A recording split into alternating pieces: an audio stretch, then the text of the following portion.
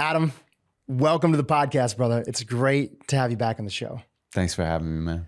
You know, we're diving in today to the power of poetry, words, art to move us and recognize what's possible for us in life.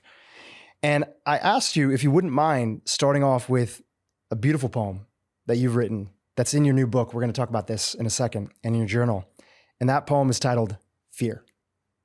You're more likely to be killed while driving to the beach than by a shark.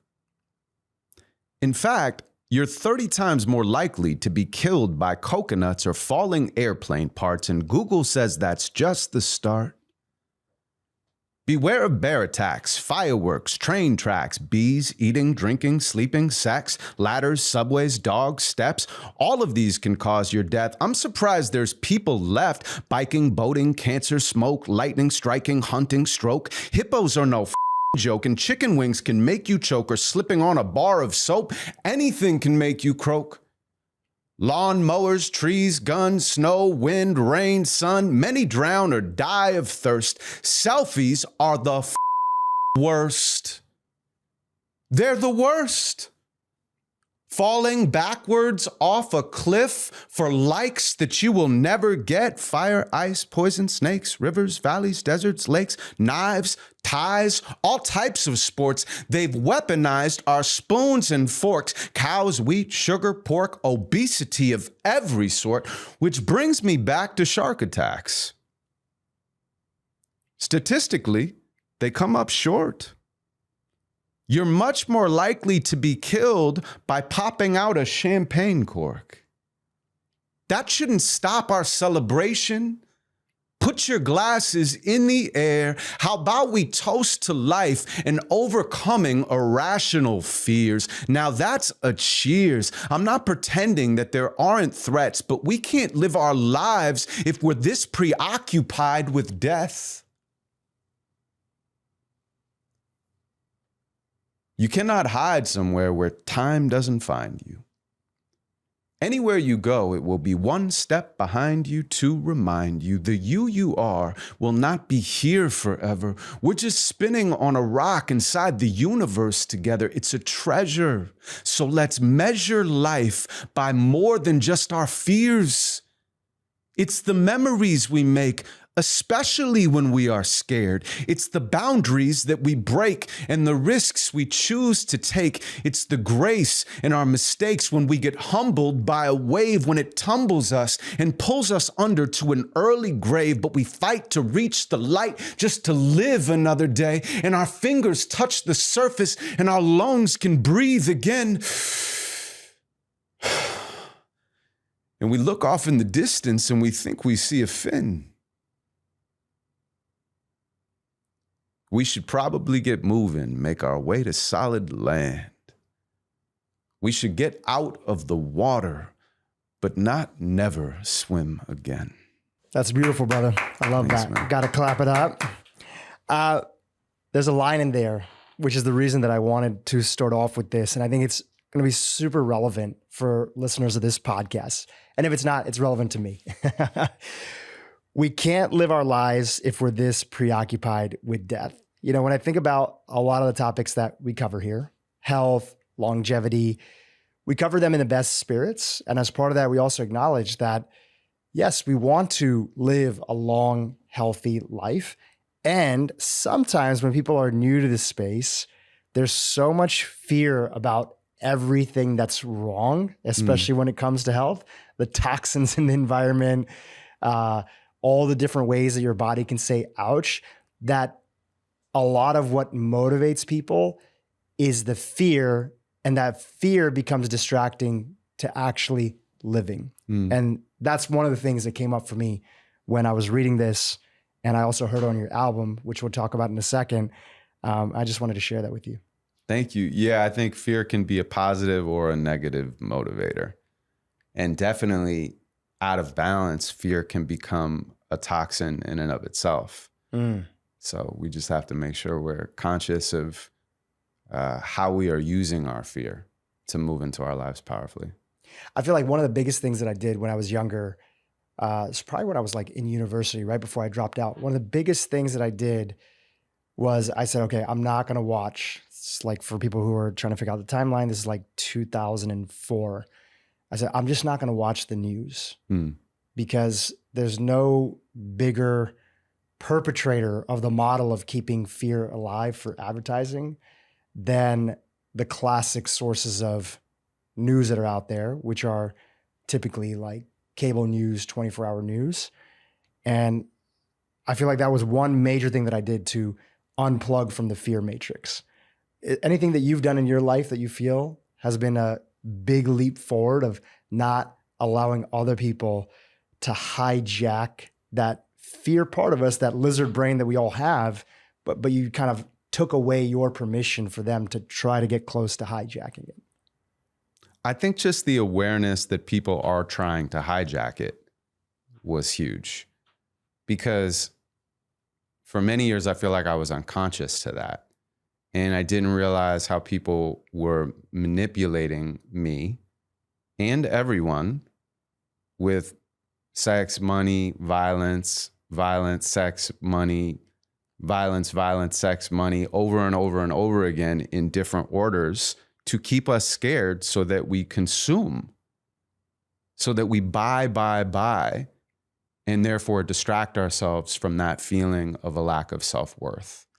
So just the awareness of that, I think, changed how I perceived advertising and what I chose to do with my time and money. Was there any way that when you unplugged from the news, you specifically saw it change your life in real time?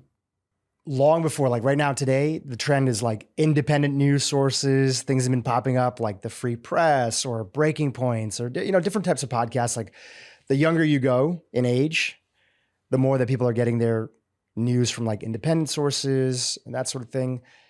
And back then it was kind of counterculture to be like, oh, like, I don't know if the mainstream news is like the best place to like always get the full story. Mm-hmm. So I was reading a lot of like slow news. I would read slow news if I wanted to be, educated.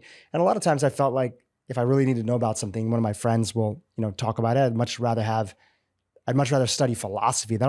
Studying philosophy, reading classic books, that'll probably give me a better perspective of what's actually going on in the world. Mm-hmm. What's that quote?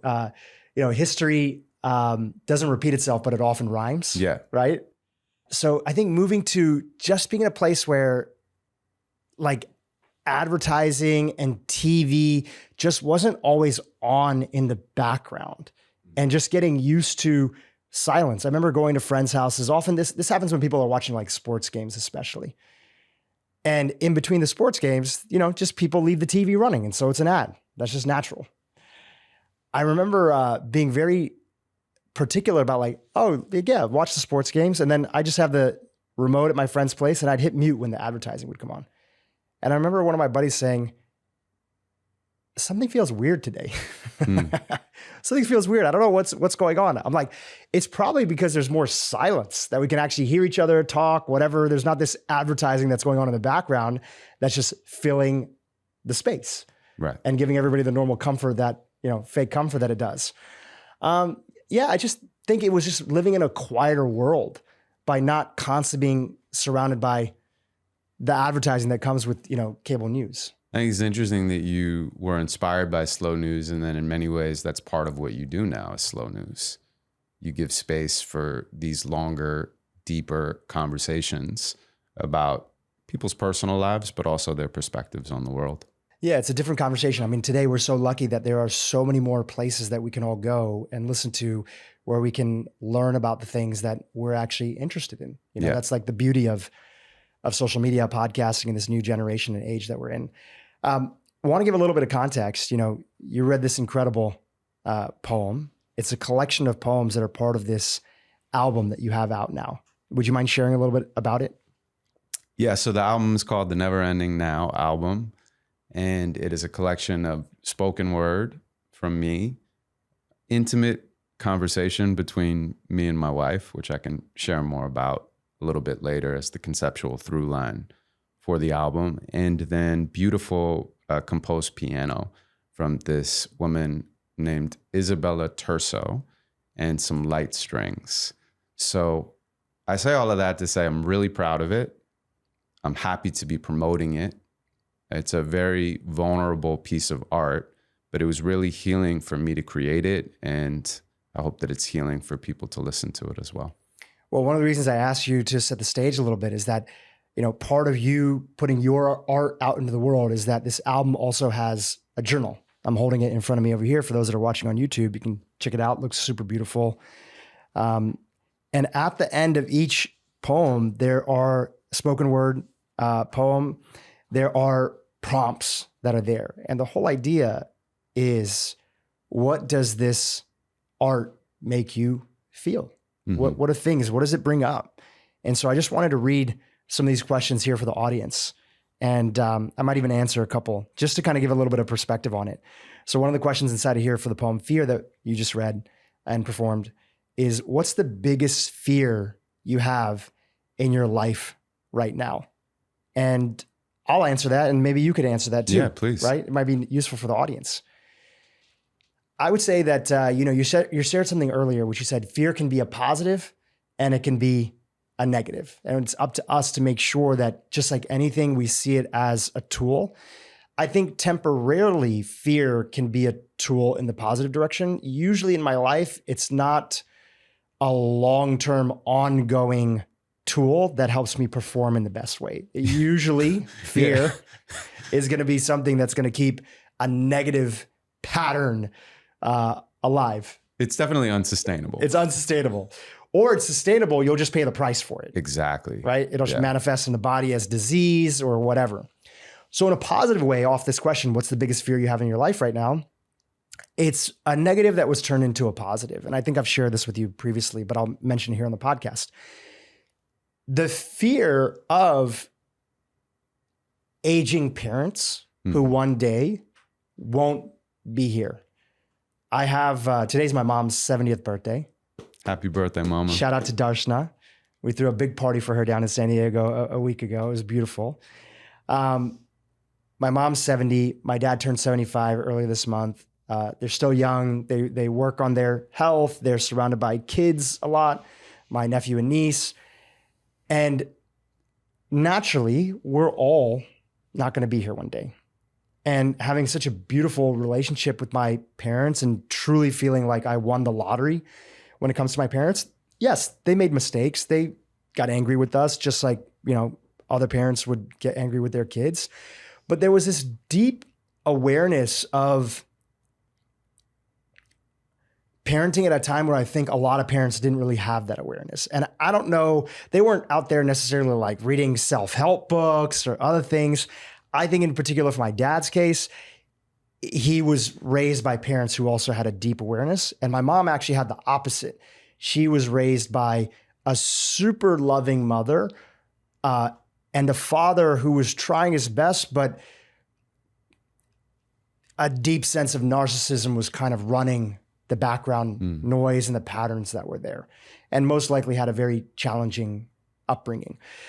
So having these parents who were there, who raised me, my sisters, and just like I feel so thankful for, I worry about what life will be like when they're not here. Not just for myself, and probably less so for myself. I worry about what life will be like for my nephew and niece who are so attached to them, that so look up for them. And I worry about their ailing health. But where I've used that fear as a positive, and my whole family has used it as a positive, is that we've used it as to number one, not feel regret that we didn't spend as much time with our parents and have the experiences that we want with them. So we're very intentional as a family of like, what are the experiences we want to have this year? What are the things we want to do together? Not because, oh my gosh, one day our parents are not going to be here, but hey, let's celebrate and let's make special how unique and grateful we all are with each other. And let's live life to its fullest. The other thing that comes in is that we've all leaned in, largely with the help of my older sister and my brother-in-law, who's a cardiologist, Dr. Neil Patel. We've really leaned into our parents' health and helped them understand through education, not through force, of what certain habits look like going into the sauna on a weekly basis, my dad and my mom, for the first time in their life, getting into resistance training. You know, we push them in a way and encourage them by showcasing them what we see for them as the best for themselves, but we're not overbearing in any kind of way. And mostly we inspire through our own action. It's a lot of them asking us like, hey, I'm interested in this. How do I do that? So is it the biggest fear that I walk around and I think about every day? No, but I don't think a biggest fear has to be that per se. I think a big fear could just be something that's an existential thing that you just think about. So yeah, the idea of aging parents not being here one day, and also at the same time too, knowing that it couldn't be any other way, right? That's the circle of life that has to happen. And it's up to me, my wife, my sisters, their families to like keep all that legacy alive that our parents brought into our lives. I love everything that you said. And just for more clarity, you know, the biggest fear is just a trampoline for people, you know, biggest in quotation marks, for them to turn in on themselves and see something that immediately sparks them. Because if you start writing in a place that sparks you, the rest of the poem will almost write itself. You just have to give it enough time and space. What you said was a poem. And so what I would invite you to do is create a piece around that. All you have to do is, before you start, have the intention of writing a poem.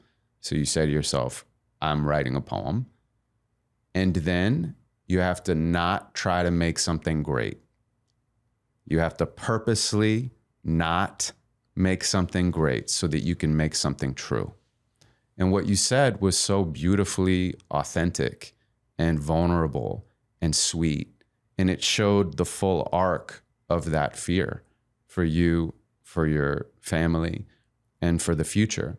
But you also reflected that it has motivated you guys to be more present and to love deeper and to love harder. So if you create something that becomes a poem and the story is outside of you, you now have the option to see the story as separate from you, which gives you more space and empowerment over the fear. And then you could decide to read it to your wife. You could decide to read it to your parents and open up a deeper space for conversation, for emotion, and for connection. And that's part of why one half of it is creating and the other half of it is releasing, being witnessed, so that you can fully see and be seen. That's beautiful, man. I really love that. And yeah, I'll take you up on that. Yeah. I had a small taste of that, and I'll share it here, is that last year, I mentioned this to you previously. I've talked a little bit about it on my podcast, but I haven't done a full in-depth breakdown, even though a lot of people are very curious. Maybe one day I will. I've had a lot of the top researchers on psilocybin, psychedelics, MDMA. From a therapeutic standpoint, they've been on this podcast before, like Dr. Roland Griffiths, who I had the pleasure of meeting many years ago. He passed away, I believe, last year. And he was the researcher at Johns Hopkins that was known for bringing back into the sciences the ability to research again psilocybin for its therapeutic benefits in a lot of different things, including end of life, people who have a deep fear. These are terminal cancer patients, was one of their studies, who were given psilocybin and they had a deep fear about dying, and how a medically assisted psilocybin experience essentially, for the vast majority of them, removed that fear, connected them to a deeper sense of oneness. They've done some other studies about how psilocybin with cognitive behavior therapy helped people quit smoking cessation, which is one of the hardest things to do. Nicotine is so addictive. Yeah. And this drug like literally helped people get off of nicotine. And then 6 months later, you know, a large percentage of them were still off nicotine and smoking cigarettes. So my parents, you know, they listen to episodes every so often, and they had heard a couple episodes, and I had shared with them that I met a group in Hawaii, in Maui, and I was very interested in doing a guided experience. And my dad called me a couple days later on, or I was down there visiting them in San Diego, and he said, I think I'd actually be interested in that if it's open. And so along with a couple of my best friends and my wife, my parents signed up for this 4-day guided psilocybin retreat. I mean, we weren't on psilocybin for 4 days. You know, there's a whole sort of beginning process, other thing, and it's one ceremony. You guys are just nonstop psilocybin. And it was truly one of the most mystical experiences in their life. We came in with such deep intention. It was organized incredibly. This isn't like just like a weekend thing that we were doing. We all prepped. We were guided for it. We brought a sacredness into it. And where I was going with this is that both my dad and mom had such a beautiful experience, such a beautiful experience on the day of the ceremony when we all drank, the mushroom drink prepared with the orange juice to kind of like uptake into the body. And there was a live band that was there playing all these traditional sacred songs from different traditions. And they were playing some songs from the tradition that I come from, the Hindu Vedic tradition. And my parents like literally like lit up. And much later on in the day, after we all had our own journeys and we kind of came down, it was like 10 p.m. and I joined my dad at this fireplace outside in this beautiful landscape, this 7-acre property in Maui. And we were sitting outside and we were just connecting about our experience. I was sharing, getting back to where I was starting off with this, I was sharing with my dad, almost it felt like some poetry about how, going back to my fear, that a lot of what came for me in the journey was I actually felt like I was witnessing both the birth of a future family for me, as well as grieving the loss of my parents, as well as hearing from, my ancestors that like everything is okay. It's all meant to be. This is all the process. And if it wasn't for your mom and like, I'm not going to go into the whole thing here, but I was sharing with my dad. I mean, you can go as far as you want. I'm interested. I'm sure other people are as well. I was feeling the sense of at the end of my journey, and there was a lot of ups, there was a lot of downs. For those that are interested, I came in wanting to have a pretty big experience, wanting to go deep because I felt very comfortable there. So I had what is, considered quite a large dose. It was a 5-gram dose that was there. They call it like a hero's, dose, whatever. And me and my brother-in-law both did that, but I felt comfortable in that space to do it with these individuals that were guiding us through it. It really was like a guided, true experience. We were fully supported. And I was sharing with my dad that at the end of it, this sense of feeling like every fear that I have of maybe one day my dad not being around or not, some regrets of I wish I spent more time with my grandfather when he was here and I was too young not to know to spend enough time with him. And, I even had these regrets of like, the few times that I like snapped at him when I was younger, right? Which, he probably never remembered, my grandfather, but like I was carrying on to that and I needed to let it go. And the conclusion of it all was everything happened for a reason. And I really felt it. And it's all happening for a reason. And you are playing a part in that essential reason. And I was sharing with my dad. And when you were saying like using this prompt to like write a poem, that's what came up for me. Is like, you know what? I never really wrote that down. And to turn it into an actual poem and to read it to my parents, I'm sure they would really appreciate that as a gift. I definitely think they would. And I hope that you do it. And I hope that you read it to them. And I hope that you read it to me as well. I mean, it's one of the reasons that I created the journal around the album is I wanted to scale the storytelling sessions that I've done in person for 25 years so that I didn't need to be there to facilitate. You don't have to be a poet to write poetry. You just have to be a person and you have to choose something that's moving and meaningful to you. And it can be a really transformational experience of energetic and creative alchemy. I want to read one more of these questions and get kind of, what prompt it brings up for you. If you don't mind, I can kind of turn it to you. So off of the idea of what is your biggest fear. So if you wouldn't mind answering that same question, and I'll give you one of the follow-up of these. One of the questions is, where did this fear come from? Is it rational or irrational? So a combination, 1-2 question. So not that I'm going to keep double clicking on the album and the journal, but definitely the album is a very big fear for me to release it. when I created it in my own bubble. And always when I'm starting to make a poem or a project, I'm the first person in my audience. So I'm not thinking, what do other people want to hear? What can I monetize? What will be successful? I'm just thinking like, I'm curious about something. I want to follow that breadcrumb trail. And sometimes I lose interest halfway through. And then sometimes I follow it all the way to the end. And once I followed this album all the way to the end, I listened to it. And at the end of it, I was like shedding tears. And it felt very complete for me to have brought this into the world. And I wasn't sure that I wanted to show it to anyone else as a product. I wasn't sure that I wanted to get anybody's judgments, criticisms, even compliments. I didn't want to externalize my or its self-worth. And I was perfectly okay with it just existing and nobody needing to listen to it. And then I decided to send it out to 5 people. And my criteria for releasing it was if one person out of the 5 got back to me and said, hey, I listened to this and it really resonated with me. And you telling a vulnerable story about your life made me think about the stories in my own and was healing. Then I would be like, all right, I'll take the hit. I'll put this out. And very quickly, that was the reflections that I started getting back.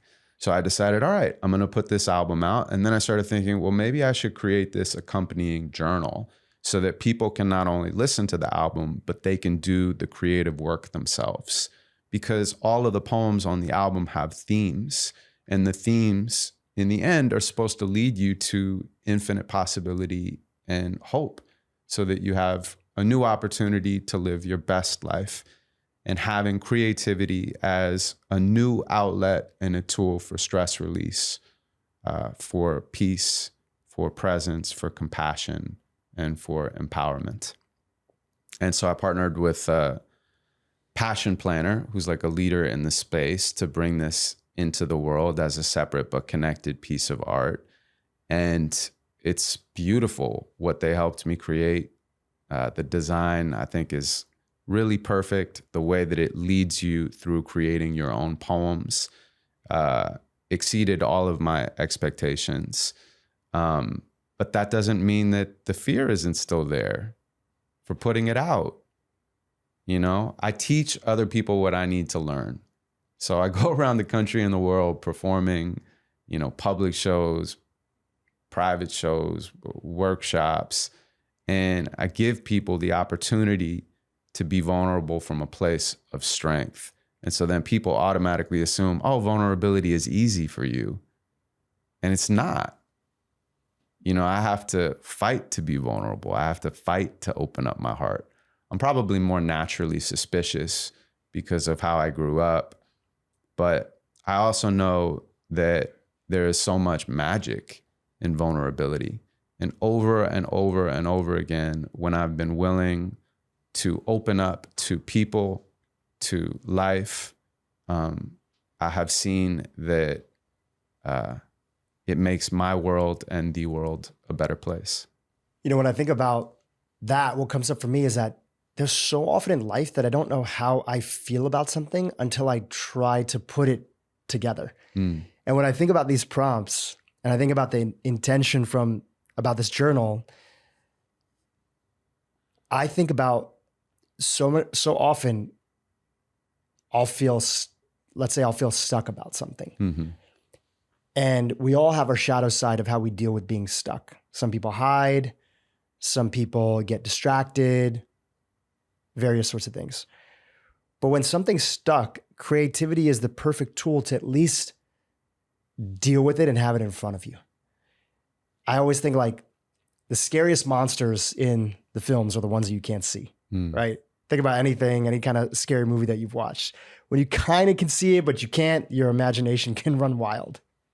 But when you can actually use something to put your ideas down on paper, it could be something you're afraid of. In the case of this poem, Fear, it could be something that you're happy about and you're afraid of facing. I know a lot of people that feel man, I can't get too excited or happy about this thing because I'm going to jinx it. Mm-hmm. Or I don't get happy things or positive things that come to me. So I see art, journal, these prompts that are here as an opportunity to get anything that's stuck inside of you, which we all have, to get it out in the open. And then it's less scary, whatever that thing may end up being. Yeah. And the other thing is, when you share it with somebody, you realize how much we have in common. And then you're like, oh, wow, me sharing something that was scary for me to share makes me feel less alone. And the other person gets to see the mirror of their humanity in your story. It's really like a special process. A lot of times people contain these modalities for mental and emotional health to yoga and meditation and breath work, and all of those things have been really special strategies in my life for becoming a happier, healthier person. But for me, creativity has also been one of those strategies. And it's really unfortunate. People tend to leave creativity to the professionals. Once they become an adult, they feel like, well, if I'm not a singer, I shouldn't sing. You know, if I'm not a poet, I shouldn't write poetry. If I'm not an actor, I shouldn't pick up a scene or do a monologue. And I guess I'm here to give people the invitation and also just the permission to play, to use creativity as a tool for better mental and emotional health. And you can do it through the Never Ending Now Poetry Journal, but you could do it through anything. You just have to decide to do it, step outside of your comfort zone and try something different. And you might be surprised at how meaningful it is to you. You know, there's that old idea that you ask, kids in kindergarten, who's good at singing, or take something creative, like who's good at drawing. Everybody raises their hand. And then every grade you go up, all the way into high school, barely anybody's raising their hand except for the person who thinks that they have some sort of innate creativity that's there. And it's so unfortunate because I think about how many people in my life that are adults feel like they're looking for the external thing to drive creativity for them. They want a job that they get, nothing wrong with this, but to be the source of creativity. Like, I want to be inspired by something else. I want this other person to inspire me if somebody's looking for, a new relationship. And again, there's nothing wrong with having external things inspire you. But when it's only external and you don't know how to turn on that little flame inside of you, you become limited. Mm-hmm. And I feel like it drives a lot of feelings of being stuck in life. Often when I hear somebody feeling stuck, anything creative that they can do to bring back agency. And for me, often that first step is just even getting out in nature. Yeah. Nature is inherently creative by design, not just out of beauty, but out of function. It's the most functional way is to have that creativity inside of that. So yeah, I just think that so many people who are looking for something externally, maybe they're actually looking for what is some methodology or system that can help them light a little bit of that internal flame to drive that spark pilot, so to speak, to get their creative flames and juices and really joy for life going.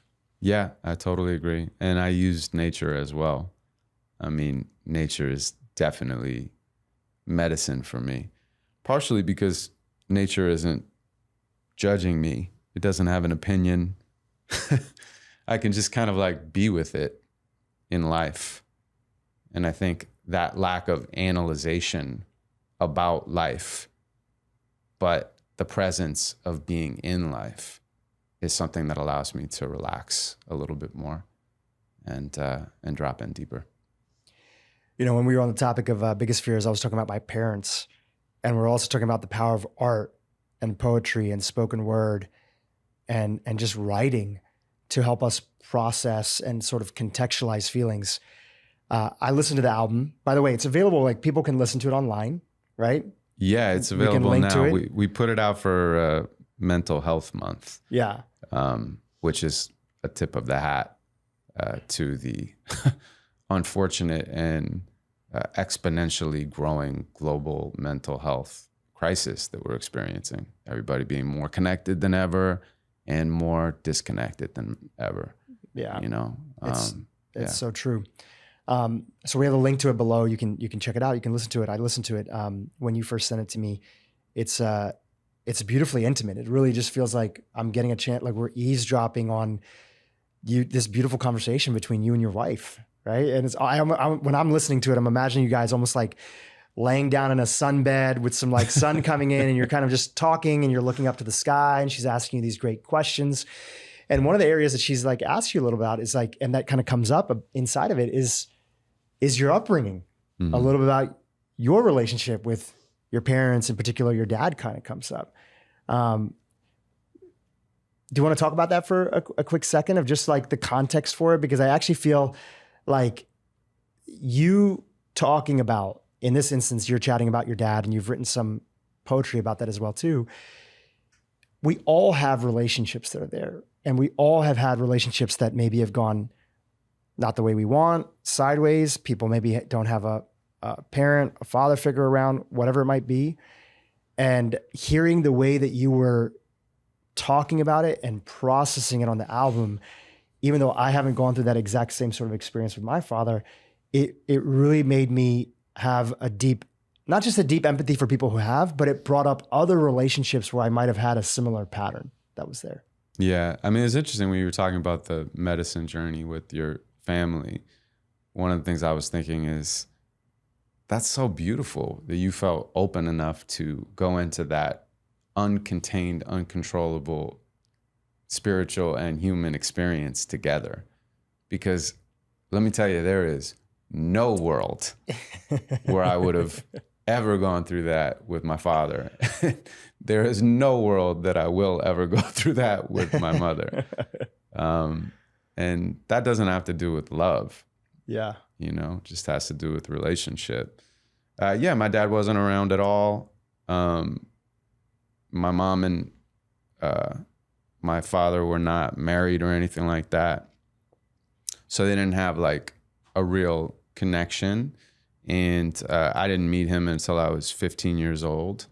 And there's a complicated story that I don't go into on the album in terms of like how we even got in contact in the first place. I was a secret to his side of the family. Like, you know, I had two siblings that were boys and two siblings that were girls. So 4 altogether, half that I never met and didn't know that I existed. And his new wife didn't know that I existed, but I knew that they existed. And that's a very strange way to grow up, to know that you're a secret. And it brings up a lot of like self-worth issues that I had to kind of go through. And I didn't have anybody that I trusted enough to talk about those unresolved thoughts and emotions that were just continuing to play on repeat in my head during my childhood. It's interesting because the poems that I create are meant for presentation. At least if I decide to present them, they were meant for presentation. But the conversation that I have on the album with my wife was not meant for presentation. You know, we were having a very intimate conversation in the car, not a sunbed. Although that's interesting that was where you put us in your mind. We were just chatting about an experience I had during a medicine journey that I went on that was facilitated with a therapist. And I was sharing with her some of the things that came out of that for me. And one of the main themes was all of these frozen ages in my childhood that were trapped inside of me. And then I would get like triggered in real time, and I would like go to sleep for a while. You know, I would catch amnesia, and these different frozen ages would come out and make a mess of things. While you're in sort of this guided experience, you're saying you fell asleep? No, I'm saying that this was the theme that kind of came to me while I was doing this guided medicine journey experience. And then I was describing that to my wife later, and I was saying to her that, you know, sometimes I catch amnesia to my own life, and these frozen ages will come out and cause some external self-destruction. And that it was something that I wanted to work on. And she decided to like take out her phone and record the conversation. And she told me she was doing it, but we were already so deep into the conversation that it didn't change the tone, because I was just basically talking to my best friend. Yeah. I didn't expect anybody to hear this. I didn't even think I would ever listen to it. I was just in a flow, and she was asking me questions, and I was responding without thinking of how I would be perceived, or without trying to be cool, or without thinking of my IN-Q brand or poetry at all. And then she sent it to me a few days later, and I listened to it, and I realized, you know, if I did decide to cut this up and put this into a larger body of work, it might be, at the very least, interesting. And so that's where it started. I didn't like go try to get a record deal or anything. And I could have, you know, I could have like tried to find a creative partner or gotten an advance for this, or, you know, I didn't want anybody else's hands in it at all. It felt too raw and real for me. So I just like, you know, booked my own studio time, went in and finished the album on my own without any idea of what or if I was going to do anything with it. And then, of course, here we are. Is there a poem as part of the album, as part of the book, that comes up for you that you're present to right now for where we are in the conversation? Yeah, sure. We went to fear, so why don't we go to happiness and purpose? Yeah, love that. Happiness is not a point, it's a range. It's not a goal that we reach because it's constantly in phase. But if you stay inside the margins and you consciously engage, your happiness can find a balance on the razor's edge of change. The main problem is society has taught us that our happiness is something we can gain, something we can claim, something we attach to our name so we distract from our shame and search for happiness outside ourselves, perpetuating pain. But happiness is not a place. It's not a destination on the map. There's nothing that's outside of you that's going to show you where you're at. Awareness is a conscious act. My happiness is not an accident. I practiced it. I practiced it and practiced it. I tried to master it, but life's too multifaceted. Besides, we'd all get bored without resorting to change. What's my point? Happiness is not a point. It's a range. If you don't know what your purpose is, tell me what your passion is. Don't know what your passion is? It's where inspired action is. It's what enthusiasm gives, a manual for how to live. So if you still can't fathom it, simplify the catalyst. Tell me what your interests are. Help explore what you're about. Don't know what your interests are? What are you curious about? Tell me what annoys you. Tell me what you love to hate. Now tell me what destroys you. And use your voice to go create, play in what employs you, or find a hobby on the side. Nothing that you want to try. Imagine you're about to die. That would probably force you. If someone tried to take your life and they were coming towards you, would you fight to stay alive? I remember nights when I would contemplate my suicide. I'd lie awake debating non-existence till the sun's rise. I was feeling forced too. I had to alchemize. Of course it had to course through. Now my dreams are actualized. God does not ignore you. Get over being victimized. What does time afford you? A paycheck is a compromise. Tell me what implores you. Are you down to sacrifice? Now tell me what rewards you. I'll point you towards the afterlife. Beautiful, brother. I love those. Those were two together that you presented. You know what I thought of when you read the second half about purpose? We have a mutual friend, Alex, the author of The Third Door. I always feel like I butcher his last name. Benayan, right? Yeah. And one of the most popular clips that we've ever released before on the podcast, back in the day, was his whole like purpose challenge. Do you know about this? Mm-mm. It's like a 30-day purpose challenge. It basically, you know, so often in life people say, I don't know what I want. I don't know what I want to do. I don't know what I want to do. And every day, what does it look like? Going back to these lyrics, tell me what your interests are. Help me define what you're about. Don't know what your interests are. Tell me what you're curious about. He has this little challenge that he shared with our audience, and it was just every day, give me 3 things that gave you energy, something that you were curious about, something that you were drawn towards. And every day, write down 3 things that took away energy, that drained energy. Do that for 30 days. And now you'll have at least a strong pointer in the right direction. So that was one of the things that came up for me in listening to the 2 poems you just read. Yeah, I love that. I mean, a lot of mental and emotional and even physical health is about paying attention.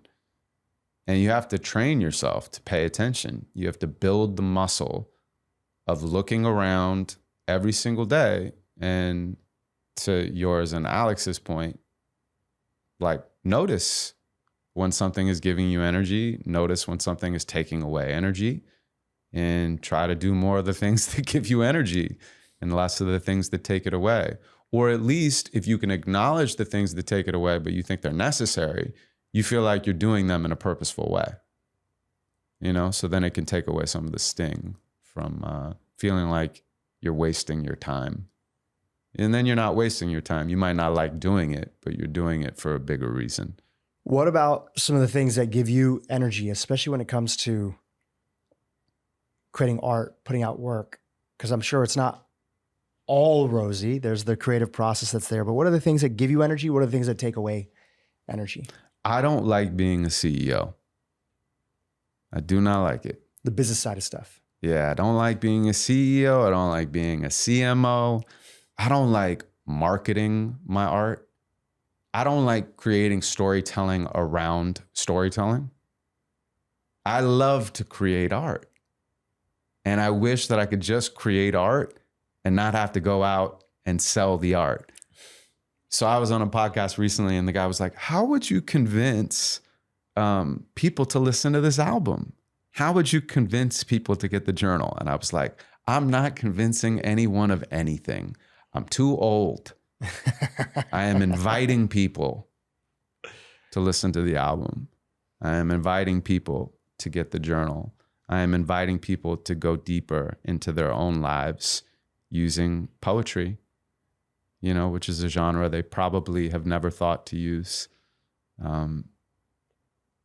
Yeah. Did this guy know you well? Because I feel like anybody who knows you well knows that there's so much around this, and it's like the best, quote unquote, you know, marketing is literally just getting a chance to have a conversation of just life, which is what we've done, you know, the couple times you've been on this podcast, even today here.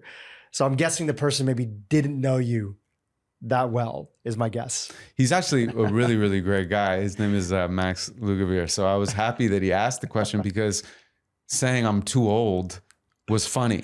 Yeah. And it was not anything I had ever said in the past, you know, it was so clear to me in that moment. I was like, I'm so tired of being busy with how people might or might not perceive me. It's boring. You know, I just want to show up and meet people halfway. The thing about controlling reality is when you control reality because you're scared of something going bad, you also control reality and suffocate the potential of things going good in a way that is outside of what you imagined. You know, so you don't leave room for magic in life. So I just want to keep showing up over and over in my art and in my life and be surprised at what happens, you know? Yeah. I want to read a couple prompts here of the second poem that you had shared with the audience, just so they can get a sense, little preview of some of these that are here after each poem. If you had to create a poetic mission statement for yourself, what would it be? What are your best qualities? What is your personal purpose? What do you think our collective purpose is? What is important to you and why? You know, something else that came up for me for this question, purpose, there was this trend, it was like 10, 15 years ago. A lot of people were writing these like very intricate purpose statements for their businesses. Yeah. Like you have to have a purpose statement, you have to have a mission statement, and then you have your values. And I remember feeling like, okay, I feel like some of this I could do, but people would often ask me like, what's your personal purpose statement? And I would say, you know, honestly, like I want to hang out with people that I like, especially my friends and family. I want to create economic opportunity together, you know, create career opportunity for them, right? Create the opportunity for them to grow in their career, create an opportunity for, you know, a happy customer in whatever business that I'm involved in. And I just want to have fun in the process. And I used to feel sometimes inadequate, like that wasn't enough. Like it wasn't some, I'm going to change the world type of statement. It wasn't some sort of bigger thing that was there. And the more that I've gotten older, the more that I've realized that actually that's like completely adequate. It perfectly describes my ethos and the way that I show up. In fact, trying to create something that looks like the right purpose statement for somebody else is exactly taking me out of my purpose statement. I want to do cool with people that I care about and people that I love. I'm very lucky to work with a lot of my family members, including both my sisters and my dad. And that's it. And in a tiny way, if we could make the world a better place through the little corner that we're in, amazing. But I also don't have these ideas of grandiose that I'm going to change the world. I'm not saying that's right for somebody else. It's just that isn't right for where I am. Does any of that make sense? It does, but I feel like you have and continue to change the world. I mean, by just following your own bliss, by following your own curiosity. And some of that is generosity towards others, creating opportunities. Some of it is creating abundance for yourself. But you also mentioned a happy customer, that whoever it is that you're interacting hopefully walks away from that interaction feeling better. That thing that happened between the two of you guys, whether you were there or whether it was product, gave them energy rather than took energy away from them, or at least it was an even exchange and both sides walked away happy. I don't know what else you can ask for. You know, I think that is changing the world. There are, I guess, scaling opportunities, you know, and everybody has different things that draw their attention, or different skills, different strengths and different weaknesses that, you know, they try to maximize the strengths so that they can provide value for themselves and other people in society. But I acknowledge you. I honor you, man. I feel like you have changed the world and you continue to change the world. And who knows, a lot of the ways that you change the world, you never even hear about. It's very small things in terms of how you interact with somebody can change how they interact with 10 other people. So. Yeah, I think to piggyback off of that, I'm not so, what's that? I think it's Goldie Meir. She was the first female prime minister of Israel. She has this quote. It says, "Don't be so humble. You're not that special." Have you heard that? Have you heard this quote? I love that. That's great. It's such a great quote. I butchered. I know her first name was Goldie. I'll look it up. We'll put it in the show notes. It's Goldie Hawn. Goldie Hawn, right? Coming with the zingers. So I'm not pulling one of those. You know, don't be so humble. You're not really actually that special. But it is actually what you're saying, is that if you can brighten somebody's day, like that's everything, and that's enough. If you can take care of just the couple people around you, however big your circle is, that is actually everything. We're that drop in the ocean, but that how you showed up there, that is the ocean. And it doesn't always have to be, and it can be sometimes for people. Like if you can't realize that you're changing the world in that way, you often will miss the boat on your bigger way that you want to change the world. You'll use your grand ideas or delusions of grandeur to treat everybody with disrespect because the ends justify the means.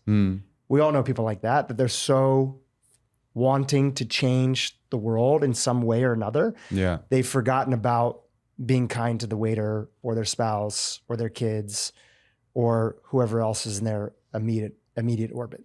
I don't interact with people who are not kind to waiters. I literally, if I'm at a meeting or something and somebody's disrespectful towards a waiter, I will be overly kind to the waiter and apologize. And I'll kind of like decide then and there that I don't want to work with the person. Yeah. Or I don't want to continue on with like more of an intimate relationship or connection or partnership. Because I think really like how you treat people who can't help you is the mark of your integrity. It's so true. It's so true. I want to switch a little bit and kind of piggyback off a theme that we were sharing. You talked about the things that take away energy from you, right? Like being the CEO and kind of being the chief marketing officer, et cetera. I want to acknowledge you that you have such deep relationships of people that you've given your art and your creativity to over the years that, I can imagine that one of the most effective and direct ways that also fits for you to be able to spread the message about your work and the impact that can have for people and things like the journal that you're creating is simply going on these conversations. And, you've been invited on some pretty big shows, and it's not because you have some big PR company. It's because you've just developed these relationships and you've put your work out there and people are happy to have you on there. So I want to say that you've, even though you don't like marketing, you're doing it in the best way possible, which is just being authentic in who you are and having conversations with friends that you have known for a long time. So I just want to acknowledge that aspect in you. Thank you, man. I appreciate it. Can I just reflect back to you that I always enjoyed all of our hangs and all of our conversations, and I deeply respect who you are and how you show up. So it's a joy for me. And I also like when I was thinking about promoting this thing, I was like, okay, I'm putting out this piece of art or these two pieces of art that is really about well-being. And I was like, I don't want to be like promoting this and then like negatively impacting my own well-being.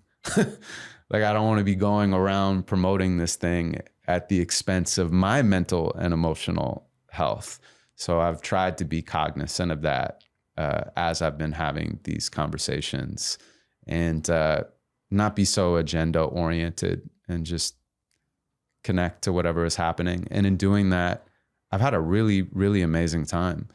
These conversations have fed me hopefully as much as they might feed others. So anybody who is regularly in the space of creating, giving to the world, putting themselves out there, there's always a restorative aspect to like building back their energy, taking care of the energy. Just as you were saying that when you're going on tour, you want to make sure this is not depleting to you and your own well-being. You and I connected when we first connected through Summit and our friends that are there. We really connected and bonded a little bit on the health side of stuff. You were making some big decisions in your life about health and like investing in your body, seeing your body as a temple, et cetera. What are some of the things, knowing that, this is a health podcast and I'm just actually genuinely curious, what are some of the habits, things that you've kept over the years that have helped you preserve your energy so that you can show up in the world the best way that you want to? It's some of the stuff that we've already discussed. Being in nature, meditation. I'm an avid meditator. Breath work, therapy, moving my body through yoga, through boxing, and then going to the gym of gratitude every day and lifting weights, as a strategy to find the things that I'm grateful for rather than the problems. Because when I look for problems, it's a never ending game where nobody wins. So I try to make sure that I'm putting my focus on the things that I can either make a positive impact on or the things that I'm super grateful for. I remember when you helped me on that health journey, I had been getting sick a lot and I didn't know why. And so you were really generous with your time and your expertise and your resources. And you got me on all these different supplements after doing some tests. And it really like knocked that stuff out of my system. But I also did a lot of like internal work during that period of time. And in retrospect, it's about 6.5 years ago, maybe 7 years ago, I was falling in love with my now wife during this period of time. And I think there was actually like stuff coming up and out that wasn't easily put into a category. So I was going to Kaiser and they were like, we don't really know what's going on with you. I remember I was like having like, I don't want to like describe it, but I would like take a shower. I was having like these almost like energetic exorcisms that were coming out of nowhere from, I guess, a long period of time of moving through this infection. And I don't know what the infection was, but I feel like there was a part of me that was opening up to real intimacy and real love. And it was scary for me to be witnessed and to fully trust another human being. And so thank you for that. Thank you for like helping to guide me through that period of time. And I look back on it with a smile because I feel really healthy and energetic sitting with you now. And the more that I have trusted myself, the more I was able to trust my relationship. And then the more I've been able to trust my art and just the world, you know? Wow. You went through like an emotional, I know detox is overused, but you were going through like a healing detox. Yeah. Yeah. I think I was. I don't know if it needs to be explained more than that, but I'm grateful for it. Yeah. You know, anytime somebody gets into a new relationship or is trying to create a new relationship, a new partnership, and you know, you got married a couple of years ago and met your wife, she's amazing. There's the creating the culture inside of like the relationship of gratitude, of joy, of happiness, of these things that you've mentioned. It's one thing to be able to do it on yourself. It's another thing of like, hey, like this is our kind of culture. This is our way of being as a now, you know, family, a partnership. Yeah. Anything you guys do that's special that helps with that, whether it's formal, informal? Well, I think that a relationship is about having clarity on what's negotiable and what's non-negotiable. And there's no right or wrong with that. There's only a right or wrong personally, and then a right or wrong in a relationship, and then a right or wrong within a family or a community or a society. For me, my biggest non-negotiable is I need to be able to fully trust my partner. You know, like look at them across the room and be like, that's my ride or die. You know, like that they don't need me to be or do anything in order to be loved, that they accept me fully as I am for all sides of me. And then in doing that and unconditionally loving me, they give me the space to aspire to be a better version of myself. And I try to do that from my wife as well, with varying degrees of success and failure on a day-to-day basis. But we always have that space to discuss things, and we fight to remain on the same page. Mostly when we're fighting, we're just fighting to know each other again. Because every single day you wake up, you're a slightly different person. And your experiences that you accumulate throughout that day will change you slightly tomorrow. when you decide to take the long walk with somebody and you say, hey, I am dedicating the rest of my life to being with you and building something together, you have to truly accept who the person is in real time and give them space to grow into their lives. So I think it's about clarity on non-negotiables, and then remembering to just have fun, to laugh. I think it helps when you're really attracted to the person, but attraction fades or at least changes over time. And so for me, I've never once been bored in a conversation with my wife, even when we're silent. You know, there's so much there. And I just like deeply respect and admire who she is, what she's gone through. You know, it's strange, without going into too much specifics on her life,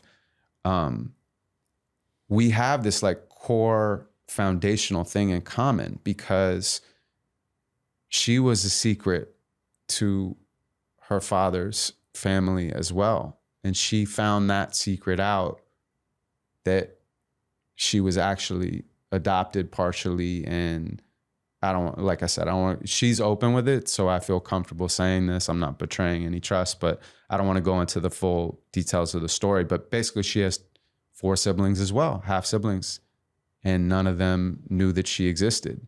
And we didn't find this out pretty much until we were already really falling in love.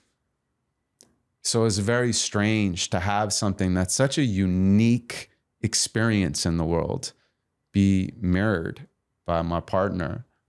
And I think we understand each other on levels that are beyond words. Yeah. That's beautiful, man. What about you? Like, if you were to answer that same question, what are some of the things that you guys do to remain in sync and in unison with each other? So one of the things that was very helpful for my wife and I in the beginning, even before, you know, we were engaged, is that I was a huge fan and a student of the Gottman method, which is a approach to evidence-based marital therapy. But really, it's so much bigger than marriage. It's like all the things that they teach, Doctors John and Julie Gottman, who are these researchers that are based in Seattle. And so much of what we have learned about therapy, especially when it comes to couples, had been kind of just like made up over the years, or sort of one person's experience. But they brought a more evidence base of studying couples, and kind of the thing that they like really made them well known. In the book Blink by Malcolm Gladwell, he wrote about them. And the book is all about intuition and how you can use this deep intuition to, you know, train it over many years, where you have like an incredible insight into something. And these guys, they came up with this process called thin slicing, where they would get a couple in a room and they would say, talk to me about a problem that you guys had in the past. It's no longer a problem now, but it's something that you resolved in the past. And they would get these couples to talk about something like overbearing in-laws, or we would fight about money. And when the couples would talk about it, a large percentage of them, they would see a difference between couples that it was actually resolved for and couples where it reignited the same exact way. They would film these conversations, and they kind of blinded themselves about those couples in this research. And through this process of seeing this method called thin slicing, where they would look at the conversation and they would look in particular for these 4 horsemen of the apocalypse, is what they eventually ended up calling it. Belligerence, hypercriticism, stonewalling, which is that thing that people do, often men are guilty of like the wife saying, well, you know, sweetie, I'm just bringing it up because like we're not mindful about the budget, and I want us to be more mindful. And the guy's like crosses his arm and is like, you know, I don't want to talk about it, right? That's stonewalling. So these 4 things that they saw would regularly happen, they had a 90% success rate of predicting which couples would get divorced. Wow. Within 5 years. And so they developed this whole methodology and this whole institute and everything. And on my 6th date with my now wife, it was still very early for us. And I'm going to tell a funny story actually here in a second. But it was still very early.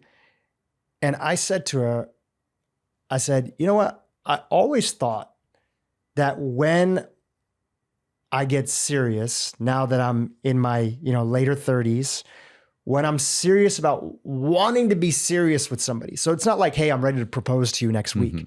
It's like, hey, I'm very serious about us like getting serious. Like I can really see this going somewhere. I thought it'd be amazing to go to like a coach, a therapist, somebody, and actually see like, are we on the same page about big things in life? And she sat there for a second, looked at me, and she said, I love it. And I was like, all right, let's go. Let's go.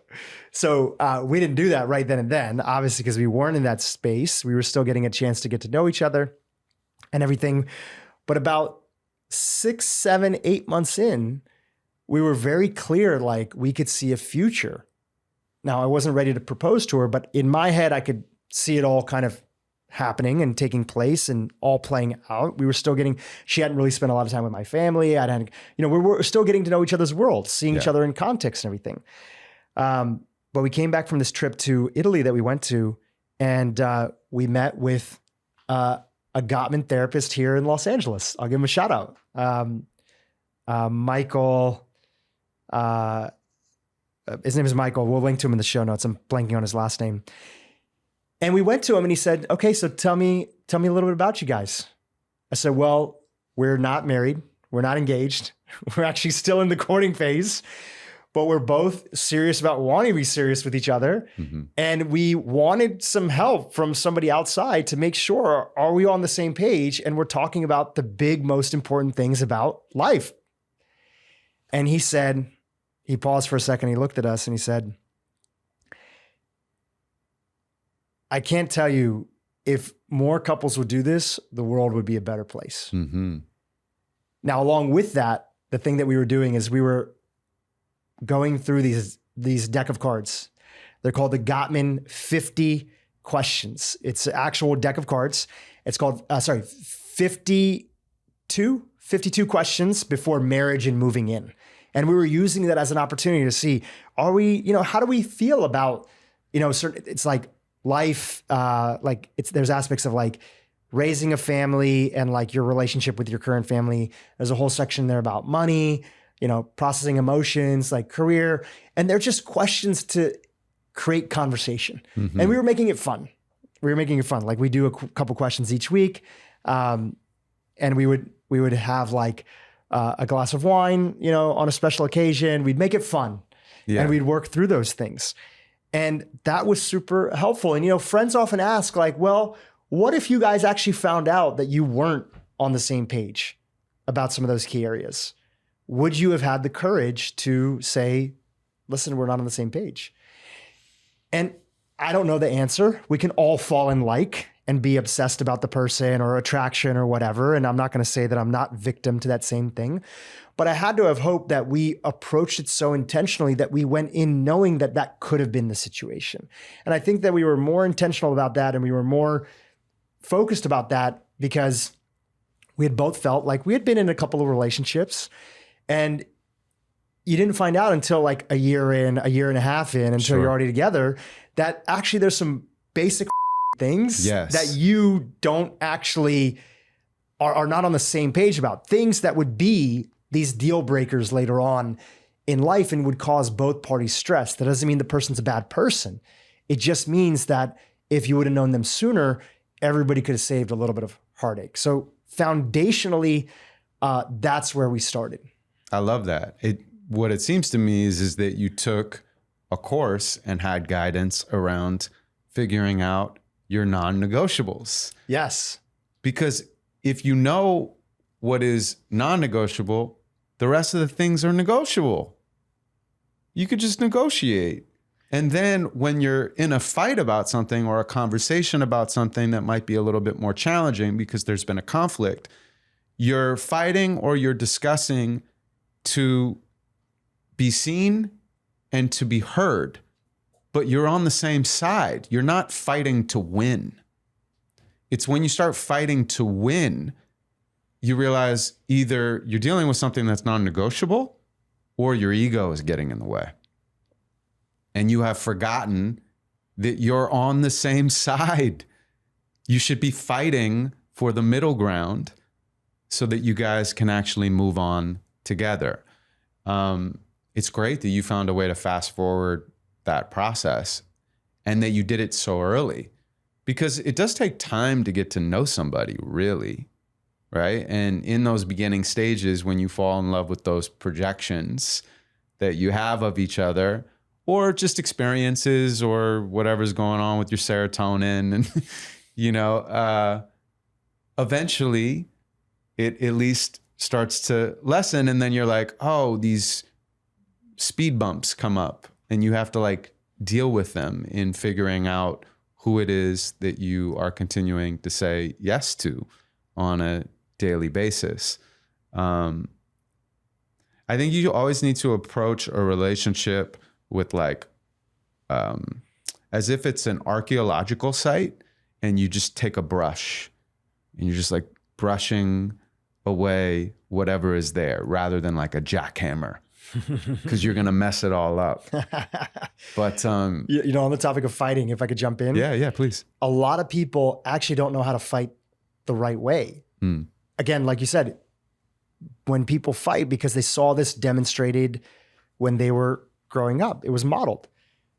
And most people talk to others how they were spoken to. And as a kid, you just absorb all that, right? Your brain is primarily in theta up until the age of 7. You're just absorbing. You're a sponge, even if you realize it or not realize it. And a huge part of the, you know, the Gottman method, you know, shout out to them, is they teach you how to actually, what does it look like to disagree and fight? Because the opposite is true in their research. They found out that couples that don't fight actually have less longevity. Yeah, of course. So if you don't have the courage to bring something up and say that, hey, listen, I know you didn't maybe mean to do that, which, by the way, that's called the soft starter. You know, you give somebody the benefit of the doubt in the relationship. Hey, sweetie, listen, I know it's been a busy time at work. I know it's crazy with your family right now. I don't think you did this intentionally. And I noticed that you didn't X, Y, and Z, or I noticed that you forgot to fill up the car with gas when I had asked you yesterday because I had a long drive, or whatever it is. Yeah. Right? You're softening it. And most people have never been taught that. They never saw that modeled. They never saw how to healthily bring those things up, and that it's actually not a bad thing. You know, especially coming from like an immigrant family. Yeah. My parents kind of had that inherently sort of baked in, but I thought early on in sort of my dating sort of life and other stuff, I just would not bring stuff up. And I thought that, oh, I'm going to be the bigger person. I'm not going to bring things up. And then I'm holding stuff on inside, which is a terrible thing to do. If you actually you care about somebody, you want to bring it up, and you want to bring it up in a way that you still are letting them know, like, you love them, even though in this moment you might be a little bit pissed off. Well, that's part of love. Anger is part of life. You're allowed to be annoyed. You're allowed to be frustrated. You're allowed to be angry. And they are allowed the same. What's interesting is that negotiables can become non-negotiables if they're not expressed. Things that are just like a random part of relationship, if they're not spoken about, they can kind of like become resentment. And these are the things that wind up closing the curtains on our heart. And then you start building a wall, and then you put archers way up high. And now you're not even really with the person anymore. The person that you're supposed to be closest to in the world. The person that you're building your life with. And that's when you start to feel suffocated and imprisoned by your own unconscious decisions.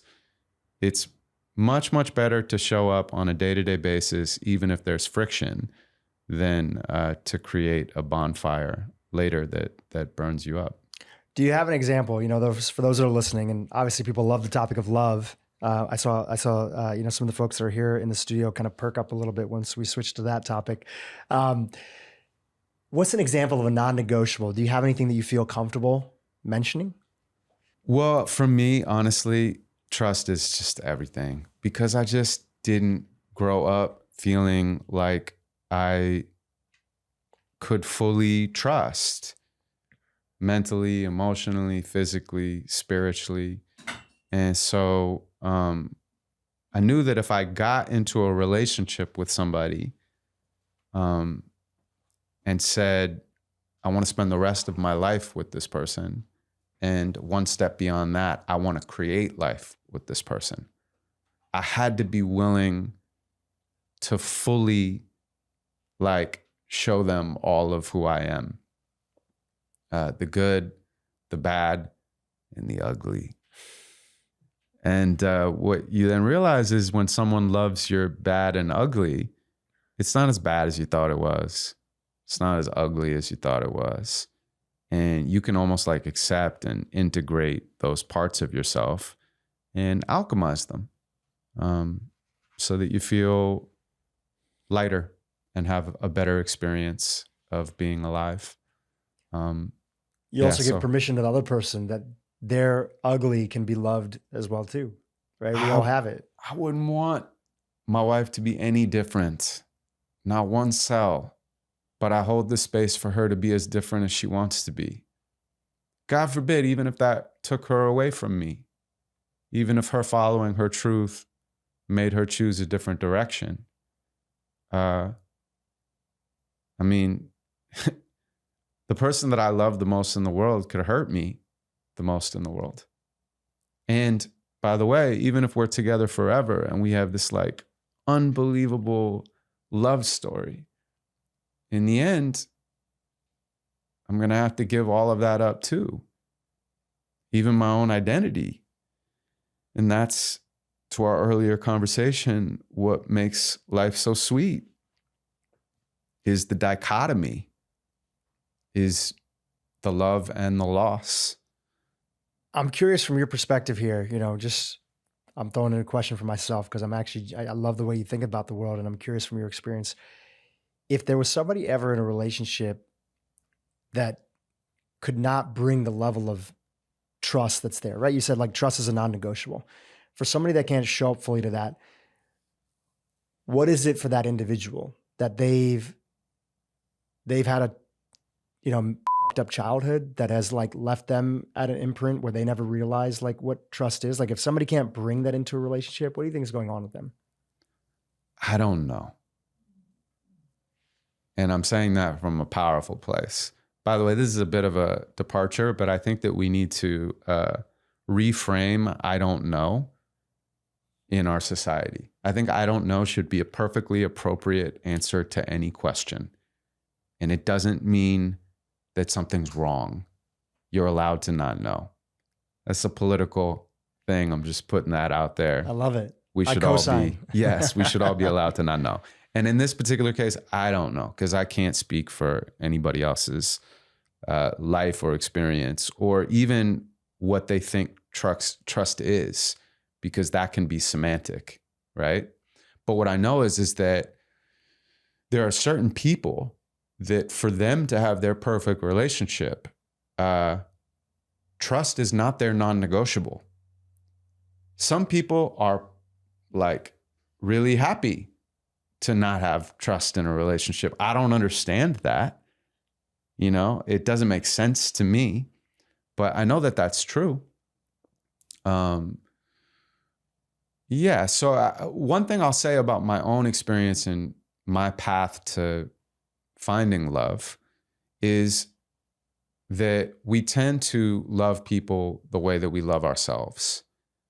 And I loved myself in a really unhealthy way for most of my life. I was very violent to myself in my mind and self-destructive in a lot of my behavior. And that led to me trying to love other people in that way. And it took a lot of work for me to change my relationship with myself. And it took a long time. There was even periods when I said I was ready for a real relationship, but I chose people that were unavailable so that I could blame them for being unavailable, when in reality, I was unavailable. And that's why I was choosing people that were unavailable. So it gets deep. It gets deep. It gets deep. Yeah. But everything that I ever went through in partnership was necessary for me to be ready to meet my wife. When we went on our first date, at the end of the date, we were having tea on her porch. And she looks at me, she's like, how old are you? And I'm like, I'm 39. She goes, okay. You've never had any kids? I said, no. She said, you've never been married? I said, no. She goes, what's wrong with you? And the thing is, I knew why she was asking, and she had every right to ask. But I had been asking myself the same question. Mm-hmm. I didn't feel comfortable answering. I was thinking, what's wrong with me? Like, am I actually not settling to settle down? Right? Because I know that there is something better out there for me, something that is more aligned, a real, true, trusting partnership. Or am I just getting in the way of having to truly open up to another person? And I didn't know how to answer that question for myself. So I didn't know how to answer it for her. So I literally was like, I don't feel comfortable answering that question. And then it got really awkward. And then the date ended like 10 minutes later. She's like, well, okay. Yeah. And we both were like, deuces, you know, I don't think we thought we were going to have another date, but luckily we did. And then when I asked her to marry me, I think it was like 3 years later or something. We've been together 6 years, married for 3. So I think that's right on the timeline. I basically told her, I finally answered that question that she had forgotten about. And I was like, you're the reason that you asked. I was waiting for you. Yeah. That's beautiful, brother. I feel like on that note,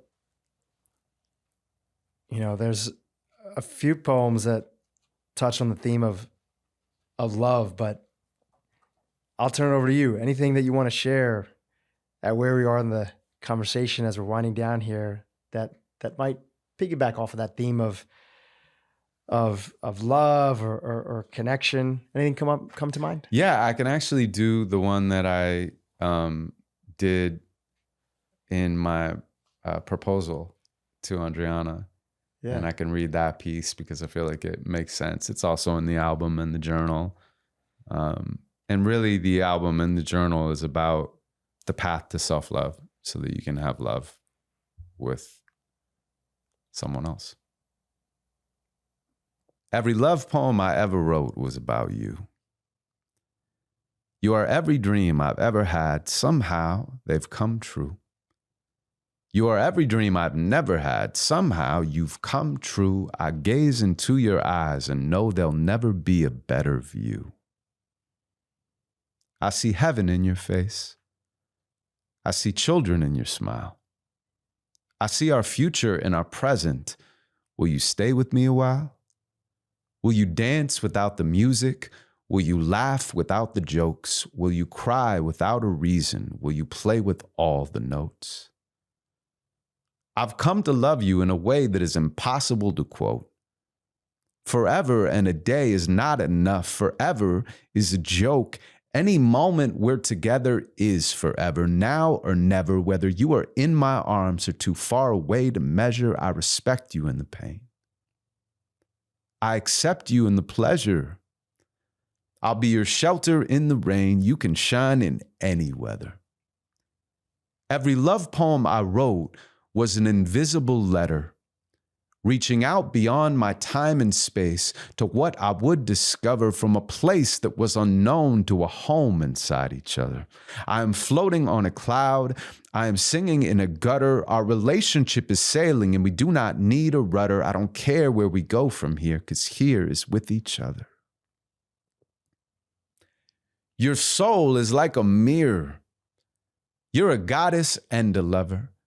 You're a sister and a brother.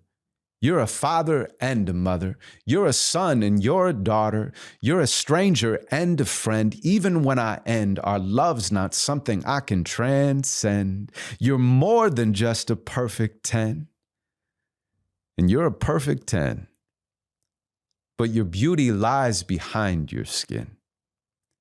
It's the way you taste, reminding me of everyone I've been. It's the way you smell, reminding me of everywhere I've been. Your sweetness overwhelms me. Can we end where we begin? I'll only come back to write our stories intertwined again. You're the greatest poem I ever read. You made me find my pen. You're the greatest poem I ever wrote, the wisdom from within. You inspired me. It took me lifetimes to comprehend. You're my who, what, where, and when. You're my why I even try. I vow to have you and to hold you till the day I say goodbye. I vow for better or for worse, as long as you are by my side. I vow to cherish you in sickness and in health until I die. On our first date, you asked me why I hadn't settled down. I refused to give an answer, but I have your answer now.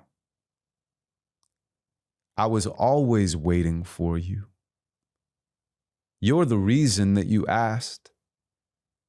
My words have never done you justice, but I've searched for them at last. I've asked myself 1,000 questions about who I want to be. I've asked myself 1,000 questions to reflect on you and me. I've asked myself 1,000 questions, but your love's what set them free. There's only one question left, so I'll ask it on one knee. Will you marry me? That's beautiful. That poem's titled Love, and a great way to put a little cherry on top of this conversation. Adam, this has been fantastic, brother. Thank you for being on the podcast and sharing your beautiful art with us and reminding the audience and me, I need this reminder too, that we all have this inability inside of us. We have this ability inside of us to create art, and anything that sort of distracts us from that. And there are a lot of distractions that are there in the world. That's okay. We can always come back to it. And with a little prompt, with a little guidance, we can step back in that creativity. It doesn't have to look however we imagined. We're all creative, and it can allow something truly magnificent to unfold.